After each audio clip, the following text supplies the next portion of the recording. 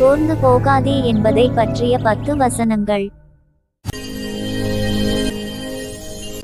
கர்த்தர் சொல்லுகிறார், நான் எப்போதும் வழக்காட மாட்டேன், நான் என்றைக்கும் கோபமாயிருப்பதும் இல்லை, ஏனென்றால் ஆவியும் நான் உண்டு பண்ணின ஆத்துமாக்களும் என் முகத்துக்கு முன்பாகச் சோர்ந்து போகுமே. ஏசாயா 57:16. சோர்ந்து போகிறவனுக்கு அவர் பெலன் கொடுத்து சத்துவமில்லாதவனுக்கு சத்துவத்தை பெருக பண்ணுகிறார். ஏசாயா 40:29.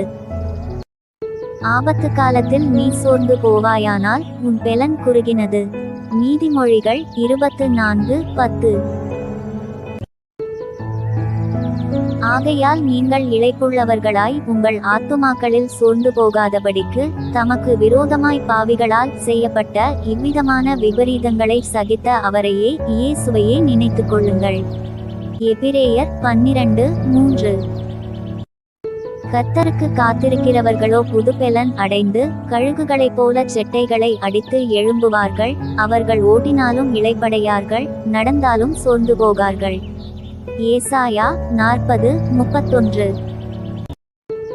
என் மகனே, நீ கர்த்தருடைய சிட்சையை அற்பமாக எண்ணாதே, அவர் கடிந்து கொள்ளும்போது சோர்ந்து போகாதே. நீதிமொழிகள் 3:11. சோர்ந்து போகாமல் நற்கிரியைகளைச் செய்து மகிமையையும் கனத்தையும் அழியாமையையும் தேடுகிறவர்களுக்கு நித்திய ஜீவனை அளிப்பார். ரோமர் 2:7. நன்மை செய்கிறதில் சோர்ந்து போகாமல் இருப்போமாக. நாம் தளர்ந்து போகாதிருந்தால் ஏற்ற காலத்தில் அறுப்போம். கலாத்தியர் 6:9.